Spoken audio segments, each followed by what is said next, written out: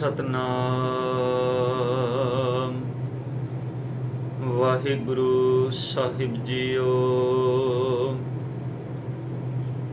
ਮਨੈ ਸੁਰਤ ਹੋਵੇ ਮਨ ਬੁੱਧ, ਮਨੈ ਸਗਲ ਭਵਨ ਕੀ ਸੁਧ। ਮਨੈ ਮੋਹ ਚੋਟਾ ਨਾ ਖਾਏ, ਮਨੈ ਜਮ ਕੈ ਸਾਥ ਨ ਜਾਏ। ਐਸਾ ਨਾਮ ਨਿਰੰਜਨ ਹੋਏ, ਜੇ ਕੋ ਮਨ ਜਾਣੈ ਮਨ ਕੋਏ। ਐਸਾ ਨਾਮ ਨਿਰੰਜਨ ਹੋਏ, ਜੇ ਕੋ ਮਨ ਜਾਣੈ ਮਨ ਕੋਏ। परम सन्मानयोग जबर छत्र तखत दे मालक, जुग हो जुगे अटल, सर्ब सांझी वालता दे रहबर। धन धन साहिब श्री गुरु ग्रंथ साहिब पातशाह जी सतगुरां दी पावन पवित्र निगी गोद अंदर सुभाईमान गुरु स्वरूप गुरु प्यारी साध संगत जीओ। सतगुरां ने अपार किरपा कीती है। सतगुरां दी पावन गोद विच बैठ के धन धन गुरु नानक देव पातशाह जी सतगुरां दी मुबारक अमृत बाणी जप बाणी दी विचार आप इन्हां पावन दीवाना विच सरवण कर रहे हो। बड़े प्यार नाल गुरु की गोद विच बैठ के अपने इस समय नूं अमोलक करदिआं साहिबां दी पावन बाणी दे कीर्तन आप जी सरवण कर रहे सो। आओ बड़े प्यार नाल विचार अधीन ये पावन पौड़ी पावन जप बाणी दे अंदरों 13 नंबर पौड़ी आप जी ने सरवण कीती है।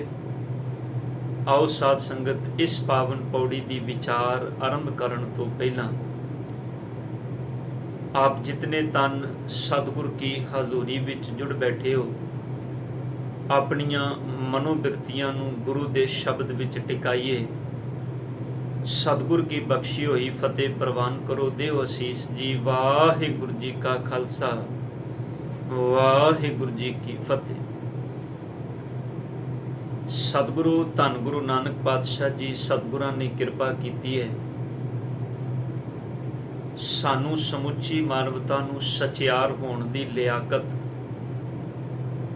सचियार होण दे लई उन्हां गुणां दी दात इस अमृत बाणी दे राहीं सतगुर जी सानू बख्श रहे ने। मन्ने दी पावन विचार ये 4 पौड़ियां जो सतगुर ने सुनन तो बाद बख्शिश कीतियां ने। इस अमृत बाणी दे अंदरों मन्ने दी गल करदिआं कल पहली पौड़ी दी विचार आप जी ने बड़े प्यार नाल सरवण कीती है। साध संगत धन गुरु नानक पातशाह जी ने किरपा कीती, साहब जी बख्शिश करके समझा रहे सन कि जेड़ा गुरु दे उपदेश नूं मन लैंदा है, जिन्हें सतगुरु दे उपदेश नूं अपने जीवन दा आधार बना ले, उनकी वडियाई नूं कोई संसार दा मनुख बयान नहीं कर सकता। बयान उस चीज नूं कीता जा सकता है जो साडी समझ विच होवे, जो सानू इस दृष्ट नाल नजर आ रही होवे। ध्यान देना साध संगत, कोई अदृष्ट नूं बयान नहीं कर सकता। कोई ये आखे भी तुसी अदृष्ट नूं बयान करो, भाव जिस चीज़ नूं तुसी देखिया ही नहीं, जिवें साहब बाणी विच कहंदे ने विन डिठा क्या साला ही है, अंधा अंध कमाए। जिन्हें वेखिया ही नहीं वो की सलाहेगा, वो की वडियाई करेगा। क्योंकि मनन वाले दी अवस्था है वो करते दे विच अभेद हो गया, वो परमात्मा दे विच अभेद हो गया। जैसा परमात्मा है, जेहो जे परमात्मा दे गुण ने, ਜਿਹੋ ਜੇ परमात्मा दे अंदर गुणां नूं असीं बाणी विचों चेते करदे हां, ਮੰਨਣ ਵਾਲੇ ਨੇ ਆਪਣੇ ਜੀਵਨ ਨੂੰ ਉਸ ਅਵਸਥਾ ਤੱਕ ਪਹੁੰਚਾ ਲਿਆ ਹੈ। ਉਹ ਗੁਰੂ ਦੇ ਗੁਣਾਂ ਦੇ ਵਿੱਚ, ਪਰਮਾਤਮਾ ਦੇ ਗੁਣਾਂ ਦੇ ਵਿੱਚ ਅਭੇਦ ਹੋ ਗਿਆ। ਹੁਣ ਅਭੇਦ ਹੋਏ ਨੂੰ ਤੁਸੀਂ ਤੇ ਮੈਂ ਕੀ ਬਿਆਨ ਕਰਾਂਗੇ, ਅਸੀਂ ਨਹੀਂ ਬਿਆਨ ਕਰ ਸਕਦੇ। ਇਸੇ ਕਰਕੇ ਧੰਨ ਗੁਰੂ ਨਾਨਕ ਸਾਹਿਬ ਜੀ ਨੇ ਆਖਿਆ, ਜੇ ਕੋ ਕਹੈ ਪਿੱਛੇ ਪਛਤਾਏ। ਜੇ ਕੋਈ ਕਹਿ ਵੀ ਦੇ ਤੇ ਸਤਿਗੁਰ ਕਹਿੰਦੇ ਨੇ ਉਹਨੂੰ ਬਾਅਦ ਵਿੱਚ ਪਛਤਾਣਾ ਪੈਂਦਾ ਹੈ। ਕਿਉਂਕਿ ਪੂਰਨ ਨੂੰ ਤੁਸੀਂ ਪੂਰਨ ਤੌਰ ਤੇ ਕਿਵੇਂ ਬਿਆਨ ਕਰੋਗੇ, ਤਾਂ ਹੀ ਬਿਆਨ ਕਰ ਸਕਦੇ ਹੋ ਜੋ ਤੁਸੀਂ ਉੱਥੋਂ ਤੱਕ ਪਹੁੰਚਦੇ ਹੋ। ਸਾਧ ਸੰਗਤ ਦੀ ਗੱਲ ਇਸੇ ਤਰ੍ਹਾਂ ਹੈ, ਜਿਵੇਂ ਮੰਨ ਲਓ ਮੈਂ ਕਦੀ ਕਿਸੇ ਵਿਸ਼ੇਸ਼ ਥਾਂ ਤੇ, ਇਹਨੇ ਸੰਸਾਰ ਦੇ ਅੰਦਰ ਹਿਸਟੋਰੀਕਲ ਪਲੇਸ ਨੇ, ਆਪਾਂ ਕਿਸੇ ਇੱਕ ਦੀ ਗੱਲ ਵੀ ਕਰ ਲਈਏ।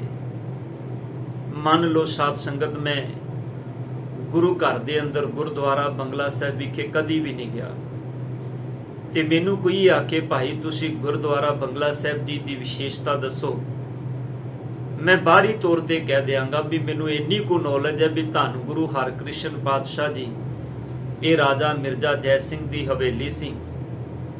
ਜਦੋਂ ਸਤਿਗੁਰ ਦਿੱਲੀ ਦੀ ਧਰਤੀ ਤੇ ਆਏ ਤੇ ਸਤਿਗੁਰ ਜੀ ਇਸ ਹਵੇਲੀ ਦੇ ਅੰਦਰ ਰੁਕੇ ਸਨ। ਇਸ ਤੋਂ ਜ਼ਿਆਦਾ ਮੈਂ ਕੀ ਬਿਆਨ ਕਰਾਂਗਾ, ਕਿਉਂਕਿ ਮੈਂ ਤਾਂ ਹੀ ਬਿਆਨ ਕਰ ਸਕਣਾ ਜੇ ਮੈਂ ਕਦੀ ਉੱਥੇ ਜਾ ਕੇ ਦਰਸ਼ਨ ਕੀਤੇ ਹੋਣਗੇ। ਫਿਰ ਮੈਨੂੰ ਪਤਾ ਲੱਗੇਗਾ ਵੀ ਉਹ ਕਿਹੋ ਜੀ ਜਗ੍ਹਾ ਹੈ, ਉੱਥੇ ਕਿਵੇਂ ਪਹੁੰਚਿਆ ਜਾਂਦਾ ਹੈ, ਉਹਦੀ ਕੀ ਵਿਸ਼ੇਸ਼ਤਾ ਹੈ, ਕੀ ਖਾਸੀਅਤ ਹੈ। ਸਰੋਵਰ ਦੇ ਅੰਦਰ, ਉਹ ਸਰੋਵਰ ਜਿੱਥੇ ਸੰਗਤਾਂ ਰੋਜ਼ ਇਸ਼ਨਾਨ ਕਰਦੀਆਂ ਨੇ, ਸਰੋਵਰ ਕਿੰਨਾ ਕੁ ਵੱਡਾ ਹੈ। ਉਹ ਸਰੋਵਰ ਦੇ ਅੰਦਰ ਬਾਹਰ ਹਰ ਚੀਜ਼ ਜਿਹੜੀ ਹੈ ਮੈਂ ਤਾਂ ਹੀ ਬਿਆਨ ਕਰ ਸਕਣਾ ਜੇ ਮੈਂ ਕਦੀ ਉਹਨੂੰ ਵੇਖਿਆ ਹੋਵੇ। ਇਸੇ ਤਰ੍ਹਾਂ ਸਾਧ ਸੰਗਤ ਜੀ, ਬਾਹਰੀ ਸਰੂਪ ਤਾਂ ਸਾਨੂੰ ਸਭਨਾਂ ਨੂੰ ਨਜ਼ਰ ਆਉਂਦਾ ਹੈ। ਇਹੀ ਕਾਰਨ ਹੈ ਕਿ ਧੰਨ ਗੁਰੂ ਨਾਨਕ ਪਾਤਸ਼ਾਹ ਜੀ ਨੇ ਜਦੋਂ ਪ੍ਰਮਾਤਮਾ ਦੀ ਗੱਲ ਕੀਤੀ ਹੈ ਤੇ ਸਤਿਗੁਰ ਪਾਤਸ਼ਾਹ ਜੀ ਨੇ ਪ੍ਰਮਾਤਮਾ ਦੇ ਅਸੀਮ ਗੁਣਾਂ ਨੂੰ ਸਾਡੇ ਸਾਹਮਣੇ ਰੱਖੇ। ਪਾਤਸ਼ਾਹ ਜੀ ਨੇ ਇਹ ਨਹੀਂ ਆਖਿਆ ਵੀ ਤੇਰਾ ਰੂਪ ਕੈਸਾ ਹੈ, ਤੇਰਾ ਰੰਗ ਕੈਸਾ ਹੈ, ਤੇਰਾ ਰੇਖ ਕੈਸਾ ਹੈ, ਕਿਉਂਕਿ ਜਿਹੜਾ ਉਹਦੇ ਤੱਕ ਪਹੁੰਚੇਗਾ ਉਹ ਉਹਦੇ ਗੁਣਾਂ ਨੂੰ ਹੀ ਬਿਆਨ ਕਰੇਗਾ। ਇਸੇ ਕਰਕੇ ਗੁਰੂ ਨਾਨਕ ਪਾਤਸ਼ਾਹ ਕਹਿੰਦੇ ਨੇ, ਉਹ ਜਿਹੜਾ ਪਰਮਾਤਮਾ ਕਰਤਾ ਮਾਲਕ ਹੈ, ਉਹ ਇਹੋ ਜਿਹਾ ਨਿਰੰਜਨ ਹੈ। ਅਸੀਂ ਸਭ ਮਾਇਆ ਦੇ ਪ੍ਰਭਾਵ ਦੇ ਅਧੀਨ ਹਾਂ, ਪਰ ਸਤਿਗੁਰ ਕਹਿੰਦੇ ਨੇ ਉਹਨੂੰ ਮਾਇਆ ਦੀ ਕੋਈ ਮੈਲ ਨਹੀਂ। ਅਸੀਂ ਪ੍ਰਭਾਵ ਵਿੱਚ ਜੀ ਰਹੇ ਹਾਂ, ਪਰ ਉਹ ਪ੍ਰਭਾਵ ਤੋਂ ਰਹਿਤ ਹੈ। ਉਹ ਤੇ ਸਭ ਕਾਂਸੇ, ਸਭ ਪਦਾਰਥਾਂ ਨੂੰ, ਸਭ ਸੰਸਾਰ ਨੂੰ ਸਾਜਣ ਵਾਲਾ ਹੈ। ਫਿਰ ਪਾਤਸ਼ਾਹ ਜੀ ਕਹਿੰਦੇ ਨੇ, ਜੇ ਕੋ ਮਨ ਜਾਣੈ ਮਨ ਕੋਏ, ਜੇਕਰ ਕੋਈ ਮਨ ਦੇ ਅੰਦਰ ਇਸ ਮਨ ਨੂੰ ਇਸ ਗੱਲ ਨੂੰ ਜਾਣ ਲੈ, ਜੇਕਰ ਕੋਈ ਮੰਨ ਕੇ ਇਸ ਗੱਲ ਨੂੰ ਆਪਣੇ ਹਿਰਦੇ ਅੰਦਰ ਟਿਕਾ ਲਏ, ਸਤਿਗੁਰ ਕਹਿੰਦੇ ਨੇ ਤਾਂ ਹੀ ਉਸ ਪਰਿਪੂਰਨ ਪਰਮਾਤਮਾ ਦੇ ਗੁਣਾਂ ਨੂੰ ਜਾਣਿਆ ਜਾ ਸਕਦਾ ਹੈ, ਪਰ ਸਿਰਫ ਉੱਪਰੋਂ ਉੱਪਰੋਂ ਨਹੀਂ। ਧਿਆਨ ਦੇਣਾ, ਸਤਿਗੁਰੂ ਗੁਰੂ ਗ੍ਰੰਥ ਸਾਹਿਬ ਪਾਤਸ਼ਾਹ ਜੀ ਦੇ ਅੰਦਰ ਇੱਕ ਬੜਾ ਪਿਆਰਾ ਬਚਨ ਹੈ। ਭਗਤ ਨਾਮਦੇਵ ਜੀ ਨੂੰ ਕਿਸੇ ਨੇ ਪੁੱਛਿਆ ਵੀ ਨਾਮਦੇਵ ਜੀ, ਲੋਕ ਪਰਮਾਤਮਾ ਦੀ ਗੱਲ ਕਰਦਿਆਂ ਬੜਾ ਵਿਵਾਦਾਂ ਵਿੱਚ ਪੈ ਜਾਂਦੇ ਨੇ, ਝਗੜਿਆਂ ਵਿੱਚ ਪੈ ਜਾਂਦੇ ਨੇ। ਕੋਈ ਕਹਿੰਦਾ ਹੈ ਪਰਮਾਤਮਾ ਫਲਾਣੀ ਥਾਂ ਤੇ ਹੈ, ਕੋਈ ਕਹਿੰਦਾ ਪਰਮਾਤਮਾ ਦੱਖਣ ਦੇ ਅੰਦਰ ਹੈ, ਕੋਈ ਕਹਿੰਦਾ ਪਰਮਾਤਮਾ ਪੱਛਮ ਦੇ ਅੰਦਰ ਹੈ, ਕੋਈ ਕਹਿੰਦਾ ਪਰਮਾਤਮਾ ਕਿਸੇ ਹੋਰ ਨਿਵੇਕਲੀ ਥਾਂ ਤੇ ਹੈ। ਤੁਸੀਂ ਕਿਰਪਾ ਕਰਕੇ ਦੱਸ ਸਕਦੇ ਹੋ, ਤੁਸੀਂ ਰੱਬ ਦੇ ਬੜੇ ਨੇੜੇ ਹੋ, ਤੁਸੀਂ ਦੱਸ ਸਕਦੇ ਹੋ ਵੀ ਪਰਮਾਤਮਾ ਕਿੱਥੇ ਹੈ? ਤੇ ਭਗਤ ਨਾਮਦੇਵ ਜੀ ਨੇ ਬੜੇ ਪਿਆਰੇ ਬਚਨ ਕਹੇ। ਭਗਤ ਜੀ ਕਹਿਣ ਲੱਗੇ, ਕੋਈ ਬੋਲੇ ਨਿਰਵਾਹ, ਕੋਈ ਬੋਲੇ ਦੂਰ। ਕੋਈ ਇਹ ਕਹਿੰਦਾ ਵੀ ਪਰਮਾਤਮਾ ਨੇੜੇ ਹੈ, ਤੇ ਕੋਈ ਇਹ ਕਹਿੰਦਾ ਵੀ ਪਰਮਾਤਮਾ ਕਿਤੇ ਦੂਰ ਹੈ। ਪਰ ਭਗਤ ਜੀ ਕਹਿੰਦੇ ਨੇ, ਜਲ ਕੀ ਮਾਛਲੀ ਚਰੈ ਖਜੂਰ। ਲੋਕਾਂ ਦੇ ਝਗੜੇ ਨੂੰ ਵੇਖ ਕੇ ਮੈਨੂੰ ਇੰਜ ਲੱਗਦਾ ਹੈ ਜਿਵੇਂ ਕਿਸੇ ਬੰਦੇ ਨੇ ਇਹ ਕਹਿ ਦਿੱਤਾ ਵੀ ਵੇਖੋ ਭਾਈ, ਪਾਣੀ ਵਿੱਚ ਰਹਿਣ ਵਾਲੀ ਮਛਲੀ ਖਜੂਰ ਤੇ ਚੜ ਗਈ ਹੈ, ਤੇ ਲੋਕ ਇੱਕਦਮ ਕਹਿ ਦਿੰਦੇ ਨੇ ਵੀ ਭਾਈ ਮਛਲੀ ਪਾਣੀ ਵਿੱਚ ਰਹਿੰਦੀ, ਖਜੂਰ ਤੇ ਕਿਵੇਂ ਚੜ ਜਾਏਗੀ? ਖਜੂਰ ਤੇ ਕੋਈ ਪੰਛੀ ਬੈਠਾ ਹੋਇਆ ਤੇ ਸਮਝ ਵਿੱਚ ਆ ਸਕਦਾ ਹੈ ਵੀ ਇੰਨੀ ਉੱਚੀ ਖਜੂਰ ਪਾਣੀ ਦਾ ਤਿਆਗ ਕਰਕੇ ਮੱਛੀ ਖਜੂਰ ਤੇ ਕਿਵੇਂ ਚੜ ਗਈ।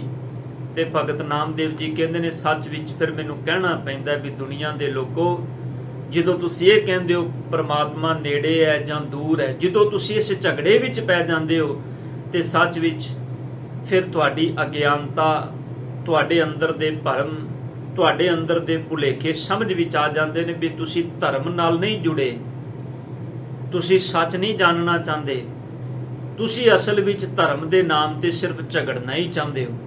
ਤੁਹਾਡੀ ਅਵਸਥਾ ਐਸੀ ਹੈ ਜਿਵੇਂ ਕੋਈ ਪਾਣੀ ਵਿੱਚ ਰਹਿਣ ਵਾਲੀ ਮਛਲੀ ਨੂੰ ਖਜੂਰ ਤੇ ਚੜਾਉਂਦਾ ਪਿਆ। ਜਿਨ ਹਰ ਪਾਇਓ ਤਿਨੈ ਛਪਾਇਓ। ਭਗਤ ਜੀ ਕਹਿੰਦੇ ਨੇ ਝਗੜੇ ਨਾ ਕਰ ਕਾਹੇ ਰੇ ਬਕਬਾਦ ਲਾਇਓ, ਜਿਨ ਹਰ ਪਾਇਓ ਤਿਨੈ ਛਪਾਇਓ। ਇਹਨੂੰ ਮੇਰੇ ਸਤਿਗੁਰ ਬਾਣੀ ਵਿੱਚ ਕਹਿੰਦੇ ਨੇ ਕਹੋ ਕਬੀਰ ਗੂੰਗੇ ਗੁੜ ਖਾਇਆ, ਪੁੱਛੇ ਤੇ ਕਿਆ ਕਹੀਏ। ਇਹ ਸਿਰਫ ਸਤਿਗੁਰ ਕਹਿੰਦੇ ਨੇ ਬਾਹਰੀ ਗੱਲਾਂ ਨਹੀਂ ਹਨ, ਇਹ ਤੇ ਕਮਾਈ ਵਾਲਾ ਹੀ ਦੱਸ ਸਕਦਾ ਹੈ ਵੀ ਉਹ ਪ੍ਰਮਾਤਮਾ ਕੈਸਾ ਹੈ। ਆਮ ਬੰਦਾ ਪ੍ਰਮਾਤਮਾ ਦੇ 2 4 10 ਗੁਣ ਸਮਝ ਲਏ ਤੇ ਉਹ ਕਹਿੰਦਾ ਵੀ ਮੈਂ ਜਾਣ ਲਿਆ ਪ੍ਰਮਾਤਮਾ ਨੂੰ। ਪਰ ਪਾਤਸ਼ਾਹ ਜੀ ਕਹਿੰਦੇ ਨੇ ਸੱਚੇ ਹੈ। ਕਦੀ ਗੁਰੂ ਅਰਜਨ ਦੇਵ ਪਾਤਸ਼ਾਹ ਜੀ ਕੋਲੋਂ ਪੁੱਛੀਏ ਸਤਿਗੁਰ ਜੀ ਤੁਸੀਂ ਤੇ ਦਾ 5 ਗੁਰੂ ਸਾਹਿਬਾਨ ਗੁਰੂ ਨਾਨਕ ਸਾਹਿਬ ਜੀ ਤੋਂ ਲੈ ਕੇ ਗੁਰੂ ਰਾਮਦਾਸ ਤੇ ਆਪਣੀ ਅੰਮ੍ਰਿਤ ਬਾਣੀ ਗੁਰੂ ਗ੍ਰੰਥ ਸਾਹਿਬ ਜੀ ਦੇ ਵਿੱਚ ਦਰਜ ਕੀਤੀ ਹੈ। ਤੁਸੀਂ ਅਨੇਕਾਂ ਭਗਤਾਂ ਦੀ ਬਾਣੀ ਭੱਟਾਂ ਦੀ ਬਾਣੀ ਦਰਜ ਕੀਤੀ ਹੈ। ਤੁਹਾਡੇ ਸਾਹਮਣੇ ਅਨੇਕਾਂ ਪਰਿਸਥਿਤੀਆਂ ਕੰਡੀਸ਼ਨਾਂ ਆਈਆਂ, ਤੁਸੀਂ ਉਹਨਾਂ ਨੂੰ ਫੇਸ ਕੀਤਾ ਹੈ। ਮੇਰੇ ਸਤਿਗੁਰ ਜੀ ਤੁਸੀਂ ਤੇ ਪ੍ਰਮਾਤਮਾ ਨੂੰ ਪੂਰਨ ਤੌਰ ਤੇ ਜਾਣ ਲਿਆ ਨਾ। ਤੇ ਗੁਰੂ ਅਰਜਨ ਦੇਵ ਪਾਤਸ਼ਾਹ ਕਹਿੰਦੇ ਨਹੀਂ ਤੇਰਾ ਕੀਤਾ ਜਾਤੋ ਨਹੀਂ, ਮੈਨੂੰ ਜੋਗ ਕੀ ਤੋਈ, ਮੈਂ ਨਿਰਗੁਣ ਯਾਰੇ ਕੋ ਗੁਣ ਨਹੀਂ, ਆਪੇ ਤਰਸ ਪਿਓਈ। ਸਭ ਕਹਿੰਦੇ ਨੇ ਉਸ ਮਾਲਕ ਦਾ ਤਰਸ ਹੋਇਆ ਹੈ, ਮੈਂ ਉਸ ਮਾਲਕ ਦੇ ਗੁਣਾਂ ਨਾਲ ਸਾਂਝ ਪਾਈ ਹੈ। ਪਰ ਕੋਈ ਇਹ ਆਖੇ ਵੀ ਮੈਂ ਪੂਰਨ ਅੰਤ ਪਾ ਲਿਆ। ਧੰਨ ਗੁਰੂ ਅਰਜਨ ਦੇਵ ਪਾਤਸ਼ਾਹ ਕਹਿੰਦੇ ਨੇ ਸਤਿਗੁਰੂ ਤੇਰੀਆਂ ਕੀਤੀਆਂ ਹੋਈਆਂ ਨੂੰ ਕੋਈ ਜਾਣ ਹੀ ਨਹੀਂ ਸਕਦਾ, ਕਿਉਂਕਿ ਨਿਤਾਂ ਪ੍ਰਤੀ ਤੇਰੀ ਕੁਦਰਤ ਦੇ ਅੰਦਰ ਕੁਝ ਨਵਾਂ ਹੋ ਰਿਹਾ ਹੈ। ਤੂੰ ਜੋ ਕੁਝ ਪਾਇਆ ਇੱਕੋ ਵਾਰੀ ਪਾਇਆ ਹੈ, ਪਰ ਉਹ ਇੱਕ ਵਾਰੀ ਪਾਇਆ ਹੋਇਆ ਨਿਤਾਂ ਪ੍ਰਤੀ ਪ੍ਰਗਟ ਹੋ ਰਿਹਾ ਹੈ, ਨਿਤਾਂ ਪ੍ਰਤੀ ਖੋਜਿਆ ਜਾ ਰਿਹਾ ਹੈ। ਸਤਿਗੁਰ ਜੀ ਜੋ ਤੇਰੀ ਕੁਦਰਤ ਅੱਜ ਤੋਂ 400-500 ਸਾਲ ਪਹਿਲਾਂ ਸੀ, ਅੱਜ ਉਹ ਐਸੀ ਨਹੀਂ ਹੈ। ਉਹਦੇ ਅੰਦਰ ਬਹੁਤ ਕੁਝ ਬਦਲਿਆ ਹੈ, ਬਹੁਤ ਕੁਝ ਨਵਾਂ ਆ ਗਿਆ ਹੈ, ਬਹੁਤ ਕੁਝ ਨਵੀਂ ਚੀਜ਼ ਸਾਡੇ ਸਾਹਮਣੇ ਹੈ। ਇਸ ਕਰਕੇ ਸਤਿਗੁਰ ਪਾਤਸ਼ਾਹ ਕਹਿੰਦੇ ਨੇ ਮੈਂ ਉਸ ਮਾਲਕ ਦੀ ਕੀ ਵਿਚਾਰ ਦੱਸਾਂ। ਉਹ ਤੇ ਜਿਹੜਾ ਉਹਨੂੰ ਪਾ ਲੈਂਦਾ, ਸਤਿਗੁਰ ਕਹਿੰਦੇ ਨੇ ਜਿਨ ਹਰ ਪਾਇਓ ਤਿਨੈ ਛਪਾਇਓ। ਭਗਤ ਨਾਮਦੇਵ ਜੀ ਕਹਿੰਦੇ ਨੇ ਜਿਨੇ ਪਾ ਲਿਆ ਹੈ ਉਹ ਝਗੜਾ ਨਹੀਂ ਕਰਦਾ, ਜਿਨੇ ਪ੍ਰਾਪਤ ਕਰ ਲਿਆ ਉਹ ਵਿਵਾਦਾਂ ਵਿੱਚ ਨਹੀਂ ਪੈਂਦਾ। ਵਿਵਾਦਾਂ ਵਿੱਚ ਉਹ ਪੈਂਦਾ ਹੈ ਜਿਹੜਾ ਕਿਆਸ ਲਾ ਰਿਹਾ ਹੁੰਦਾ, ਜਿਹੜਾ ਇਹ ਕਹਿੰਦਾ ਨਹੀਂ ਐਸਾ ਹੋ ਸਕਦਾ ਹੈ ਵੈਸਾ ਹੋ ਸਕਦਾ ਹੈ। ਪਰ ਪਾਤਸ਼ਾਹ ਕਹਿੰਦੇ ਨੇ ਜੇ ਕੋ ਮਨ ਜਾਣੈ, ਜੇਕਰ ਕੋਈ ਮੰਨ ਕੇ ਮਨ ਅੰਦਰ ਜਾਣ ਲਏ ਇਹ ਤਾਂ ਗੱਲ ਬਣਦੀ ਹੈ। ਸਤਿਗੁਰ ਕਹਿੰਦੇ ਨੇ ਸਿਰਫ ਕਹਿਣ ਮਾਤਰ ਬੋਲ ਨਹੀਂ, ਐਸਾ ਨਹੀਂ ਹੈ ਵੀ ਰਸਨਾ ਤੋਂ ਬੋਲ ਦਿੱਤਾ ਤੇ ਜਿੰਨਾ ਸਿਰਫ ਬੋਲਿਆ ਮੇਰੇ ਸਤਿਗੁਰ ਕੀ ਬਾਣੀ ਨੇ ਉਹਨਾਂ ਨੂੰ ਵੀ ਬਾਣੀ ਦੇ ਅੰਦਰ ਦਰਜ ਕਰਕੇ ਕਹਿ ਦਿੱਤਾ। ਸਤਿਗੁਰ ਕਹਿਣ ਲੱਗੇ ਸੱਚ ਇਹ ਹੈ ਹਰ ਜਸ ਸੁਣੇ ਨਾ ਹਰ ਗੁਣ ਗਾਵੇਂ, ਬਾਤਨ ਹੀ ਅਸਮਾਨ ਗਿਰਾਵੇਂ, ਐਸੇ ਲੋਕਨ ਸਿਉ ਕਿਆ ਕਹੀਏ, ਜੋ ਪ੍ਰਭ ਕੀਏ ਭਗਤ ਤੇ ਬਾਹਜ ਤਿਨ ਤੇ ਸਦਾ ਡਰਾਨੇ ਰਹੀਏ।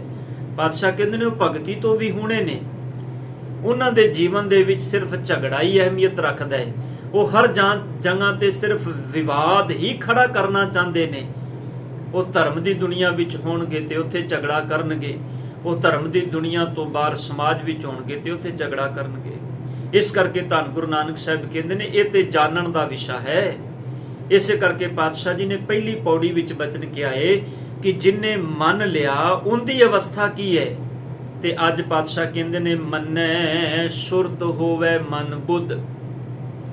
ਧਿਆਨ ਦੇਣਾ ਸਾਧ ਸੰਗਤ, ਪਹਿਲੀ ਪੌੜੀ ਦੇ ਅੰਦਰ ਸ਼ਬਦ ਸੀ ਮੰਨੇ, ਨੰਨੇ ਨੂੰ ਲਾਂ ਸੀ, ਇੱਥੇ ਸ਼ਬਦ ਹੈ ਮੰਨੇ, ਇੱਥੇ ਮੰਨੇ ਨੂੰ ਦੁਲਾਂ ਹੈ। ਹੁਣ ਇਹਨਾਂ ਦੋਨਾਂ ਸ਼ਬਦਾਂ ਦੇ ਅੰਦਰ ਬੜਾ ਭੇਦ ਹੈ, ਬੜਾ ਡਿਫਰੈਂਸ ਹੈ। ਪਹਿਲੇ ਮੰਨੇ ਦਾ ਅਰਥ ਸੀ ਜਿਨੇ ਪ੍ਰਮਾਤਮਾ ਨੂੰ ਮੰਨ ਲਿਆ ਹੈ, ਉਹਦੀ ਗਤ ਨੂੰ ਉਹਦੀ ਅਵਸਥਾ ਨੂੰ ਨਹੀਂ ਬਿਆਨ ਕੀਤਾ ਜਾ ਸਕਦਾ। ਇਸ ਮੰਨੇ ਦਾ ਅਰਥ ਹੈ ਕਿਉਂਕਿ ਇਹ ਕੰਟੀਨਿਊ ਅਗਲੀਆਂ ਤਿੰਨਾਂ ਪੌੜੀਆਂ ਦੇ ਅੰਦਰ ਸੇਮ ਸ਼ਬਦ ਇਸੇ ਤਰ੍ਹਾਂ ਚੱਲਣਾ ਹੈ। ਇਹਦਾ ਮਤਲਬ ਹੈ ਜੇਕਰ ਕੋਈ ਮੰਨ ਲਏ, ਧਿਆਨ ਦੇਣਾ, ਇੱਕ ਮੰਨ ਲਿਆ ਹੈ ਜਿਹਨੇ ਫੇਸ ਕਰ ਲਿਆ, ਜਿਹਨੇ ਜਾਣ ਲਿਆ, ਜਿਹਨੂੰ ਸਮਝ ਆ ਗਈ। ਇੱਕ ਹੈ ਜੇਕਰ ਕੋਈ ਮੰਨ ਲਏ। ਸਤਿਗੁਰ ਪਾਤਸ਼ਾਹ ਕਹਿੰਦੇ ਨੇ ਸੰਭਾਵਨਾ ਹੈ ਜੇ ਤੂੰ ਪ੍ਰਮਾਤਮਾ ਦੇ ਨਾਮ ਨੂੰ ਸੁਣ ਕੇ ਮੰਨ ਲਏ ਤੇ ਪਾਤਸ਼ਾਹ ਕਹਿੰਦੇ ਨੇ ਫਿਰ ਤੇਰੇ ਜੀਵਨ ਵਿੱਚ ਕੀ ਬਦਲਾਵ ਨੇ? ਪਾਤਸ਼ਾਹ ਕਹਿੰਦੇ ਨੇ ਮੰਨੈ ਸੁਰਤ ਹੋਵੇ ਮਨ ਬੁੱਧ। ਮਨ ਦੇ ਨੰਨੇ ਨੂੰ ਸਿਹਾਰੀਏ ਤੇ ਬੁੱਧ ਦੇ ਧੱਦੇ ਨੂੰ ਸਿਹਾਰੀਏ। ਧਿਆਨ ਦੇਣਾ, ਮਨ ਵਿੱਚ ਬੁੱਧ ਵਿੱਚ ਸੁਰਤ ਹੋਵੇ। ਸੁਰਤ ਸ਼ਬਦ ਦਾ ਵੈਸੇ ਅਸੀਂ ਆਖਰੀ ਅਰਥ ਜਿਹੜਾ ਲੈਂਦੇ ਹਾਂ ਸਾਧ ਸੰਗਤ, ਉਹ ਸੁਰਤ ਦਾ ਸ਼ਬਦ ਹੈ ਸੁਰਤ, ਜਿੱਥੇ ਸਾਡੇ ਵਿਚਾਰ ਨੇ। ਇਹਨੂੰ ਤੁਸੀਂ ਬੁੱਧ ਵੀ ਕਹਿੰਦੇ ਹੋ, ਸੁਰਤ ਵੀ ਕਹਿੰਦੇ ਹੋ। ਜਿਵੇਂ ਸ਼ਬਦ ਬਾਣੀ ਵਿੱਚ ਆਇਆ ਵਿਚਾਰ ਮੰਡਲ, ਜਾਂ ਬਾਣੀ ਵਿੱਚ ਸ਼ਬਦ ਆਇਆ ਸਤਿਗੁਰੂ ਗੁਰੂ ਨਾਨਕ ਪਾਤਸ਼ਾਹ ਜੀ ਦਾ ਸ਼ਬਦ, ਜਿੱਤੇ ਸਿੱਧਾਂ ਨੂੰ ਬਚਨ ਕਿਹਾ ਸੀ ਕਿ ਸ਼ਬਦ ਗੁਰੂ ਸੁਰਤ ਧੁਨ ਚੇਲਾ। ਪਰ ਇੱਥੇ ਸੁਰਤ ਦਾ ਮਤਲਬ ਹੈ ਸਮਝ। ਧਿਆਨ ਦੇਣਾ, ਜਿਵੇਂ ਅਸੀਂ ਕਹਿ ਦਿੰਦੇ ਹਾਂ ਵੀ ਫਲਾਣੇ ਬੰਦੇ ਨੂੰ ਸੁਰਤ ਆ ਗਈ। ਸੁਰਤ ਆ ਗਈ ਦਾ ਮਤਲਬ ਹੈ ਸਮਝ ਆ ਗਈ, ਉਸ ਬੰਦੇ ਦੇ ਜੀਵਨ ਦੇ ਵਿੱਚ ਬਦਲਾਅ ਆ ਗਿਆ। ਸੁਰਤ ਉਹਦੀ ਸੋਝੀ ਉਹਦੇ ਅੰਦਰ ਟਿਕ ਗਈ, ਉਹਨੂੰ ਸਮਝ ਆ ਗਈ ਵੀ ਮੈਂ ਕਰਨਾ ਕੀ ਹੈ। ਹੁਣ ਪਾਤਸ਼ਾਹ ਕਹਿੰਦੇ ਨੇ ਸਤਿਗੁਰ ਮੰਨ ਲਓ, ਜਿਹੜਾ ਤੇਰੇ ਅੰਮ੍ਰਿਤ ਨਾਮ ਨੂੰ ਮੰਨ ਲਏ। ਪਾਤਸ਼ਾਹ ਕਹਿੰਦੇ ਨੇ ਜੇ ਤੂੰ ਗੁਰਦੇਵ ਉਪਦੇਸ਼ ਨੂੰ ਮੰਨ ਲਏਗਾ, ਸੁਰਤ ਹੋਵੇ, ਤੈਨੂੰ ਸੋਝੀ ਆ ਜਾਏਗੀ। ਮਨ ਬੁੱਧ, ਤੇਰੇ ਮਨ ਦੇ ਵਿੱਚ, ਤੇਰੀ ਬੁੱਧ ਦੇ ਵਿੱਚ ਸੋਝੀ ਆ ਜਾਏਗੀ। ਹੁਣ ਧਿਆਨ ਦੇਣਾ ਸਾਧ ਸੰਗਤ, ਮਨ ਤੇ ਬੁੱਧ ਕੀ ਹੈ? ਮਨ ਔਰ ਬੁੱਧ, ਇਹ ਅੱਗੇ ਜਾ ਕੇ ਸਾਧ ਸੰਗਤ ਸ਼ਬਦ ਆਣਗੇ ਜਿੱਥੇ ਸਤਿਗੁਰੂ ਜੀ ਨੇ 5 ਖੰਡਾਂ ਦਾ ਜ਼ਿਕਰ ਕੀਤਾ ਹੈ। ਉੱਥੇ ਹੋਰ ਆਪਾਂ ਤਫਤੀਸ਼ ਨਾਲ ਇਹਨਾਂ ਨੂੰ ਵਿਚਾਰਾਂਗੇ, ਪਰ ਇੱਥੇ ਸਿਰਫ ਇੱਕ ਹਿੰਟ ਮਾਤਰ ਬੇਨਤੀ ਕਰਦੇ ਆ। ਮਨ ਇੱਕ ਫੁਰਨਾ ਹੈ ਜੋ ਸਾਡੇ ਅੰਦਰ ਇਹ ਅਦ੍ਰਿਸ਼ਟ ਹੈ, ਨਜ਼ਰ ਨਹੀਂ ਆ ਰਿਹਾ, ਪਰ ਇੱਕ ਫੁਰਨਾ ਹੈ ਮਨ, ਜੋ ਸਾਡੇ ਅੰਦਰ ਵਿਚਾਰ ਉਤਪਨ ਹੋਈ, ਫੁਰਨਾ ਪੈਦਾ ਹੋਇਆ। ਉਹ ਦੋ ਸੰਕਲਪ ਜਾਂ ਵਿਕਲਪ, ਉਹ ਪੋਜ਼ਿਟਿਵ ਜਾਂ ਨੈਗੇਟਿਵ ਥਿੰਕ ਦੇ ਵਿੱਚ ਪੈਦਾ ਹੁੰਦਾ ਹੈ। ਇੱਕ ਹੁੰਦਾ ਹੈ ਵੀ ਕਰ ਲੈਣਾ ਚਾਹੀਦਾ ਹੈ, ਇੱਕ ਫੁਰਨਾ ਹੁੰਦਾ ਹੈ ਵੀ ਨਹੀਂ ਕਰਨਾ ਚਾਹੀਦਾ। ਧਿਆਨ ਦੇਣਾ, ਮਨ ਇੱਕ ਫੁਰਨਾ ਹੈ ਤੇ ਬੁੱਧ ਉਸ ਫੁਰਨੇ ਨੂੰ ਪ੍ਰੈਕਟੀਕਲ ਰੂਪ ਦੇਣ ਵਾਲੀ ਹੈ। ਫਿਰ ਬਚਨਾਂ ਨੂੰ ਸਮਝਣਾ ਸਾਧ ਸੰਗਤ, ਮਨ ਸਿਰਫ ਅੰਦਰ ਪੈਦਾ ਹੋਇਆ ਇੱਕ ਫੁਰਨਾ ਹੈ, ਪਰ ਧਿਆਨ ਦੇਣਾ ਜੇ ਫੁਰਨਾ ਮੈਲਾ ਹੈ, ਪਰ ਬੁੱਧ ਸਾਡੀ ਚੰਗੀ ਹੈ। ਬੁੱਧ ਅੰਦਰ ਸਿਆਣਪ ਹੈ, ਬੁੱਧ ਪਾਵਨ ਹੈ, ਪਵਿੱਤਰ ਹੈ। ਅੰਦਰ ਮੈਲੇ ਫੁਰਨੇ ਪੈਦਾ ਹੋਏ ਨੂੰ ਬੁੱਧ ਖਤਮ ਕਰ ਦੇਗੀ, ਦਬਾ ਦੇਗੀ। ਬੁੱਧ ਆਖੇਗੀ ਨਹੀਂ, ਤੇਰੇ ਗੁਰੂ ਦਾ ਹੁਕਮ ਹੈ, ਤੂੰ ਇਹ ਨਹੀਂ ਕਰਨਾ। ਮੰਨ ਲਓ ਸਾਧ ਸੰਗਤ, ਮੈਂ ਇੱਕ ਐਗਜ਼ਾਮਪਲ ਆਪ ਜੀ ਦੇ ਚਰਨਾਂ ਵਿੱਚ ਰੱਖਦੇ ਹਾਂ। ਕੋਈ ਬੰਦਾ ਇਨਸਾਨ ਬੜੀ ਚੰਗੀ ਨੌਕਰੀ ਕਰਦਾ ਹੈ, ਕਿਸੇ ਸਰਕਾਰੀ ਦਫ਼ਤਰ ਦੇ ਅੰਦਰ ਬੈਠਾ ਹੈ। ਕੋਈ ਗਰੀਬੜਾ ਜਿਹਾ ਬੰਦਾ ਉਸ ਇਨਸਾਨ ਦੇ ਕੋਲੋਂ ਆਪਣਾ ਕੰਮ ਕਰਵਾਉਣ ਆਇਆ ਹੈ। ਕੰਮ ਕੀ ਹੈ? ਸਿਰਫ ਉਸ ਇਨਸਾਨ ਨੇ ਆਪਣੇ ਸਿਗਨੇਚਰ ਕਰਨੇ ਨੇ, ਫਾਈਲ ਵੇਖ ਕੇ ਸਿਗਨੇਚਰ ਕਰਕੇ ਫਾਈਲ ਵਾਪਸ ਭੇਜ ਦੇਣੀ ਅੱਗੇ। ਉਸ ਬਜ਼ੁਰਗ, ਉਸ ਬੰਦੇ ਦਾ, ਉਸ ਵਿਚਾਰੇ ਗਰੀਬੜੇ ਦਾ ਕੰਮ ਹੋ ਜਾਣਾ ਇੰਨੇ ਵਿੱਚ।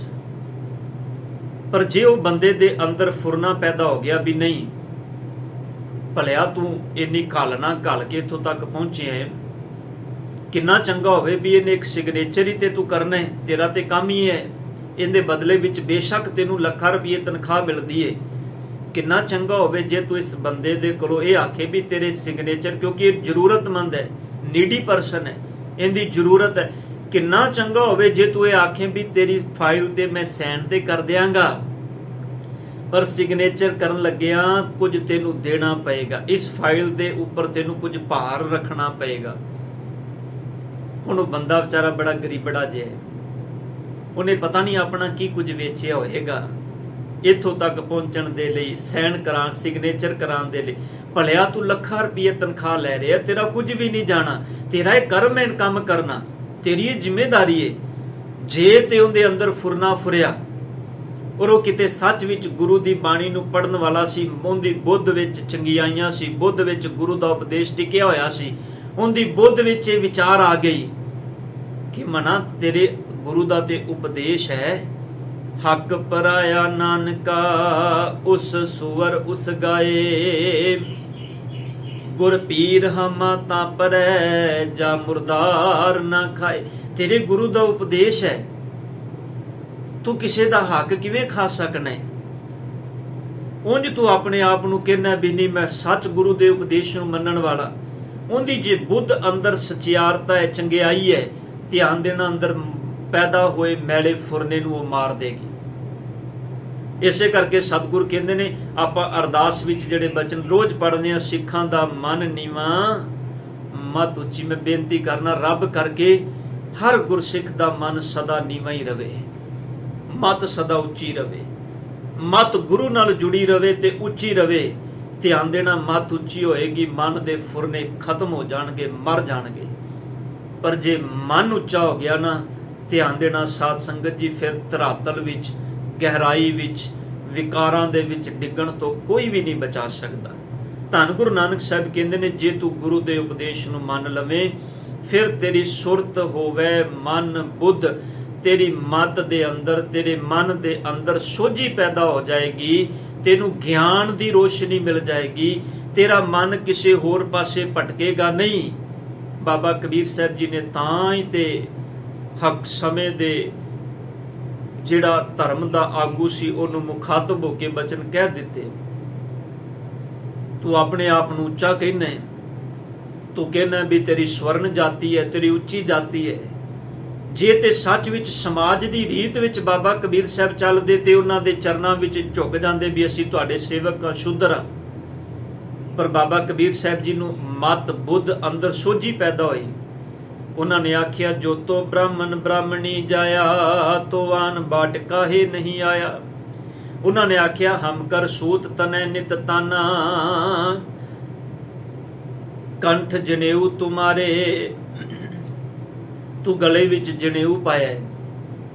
ਧਿਆਨ ਦੇਣਾ, ਜਨੇਊ ਇੱਕ ਪ੍ਰਤੀਕ ਹੈ ਵੀ ਇਹ ਧਰਮੀ ਬੰਦਾ ਹੈ, ਤੇ ਧਰਮੀ ਹੋਣ ਦੀ ਨਿਸ਼ਾਨੀ ਉਹਦੇ ਅੰਦਰ ਧਰਮ ਦੇ ਗੁਣ।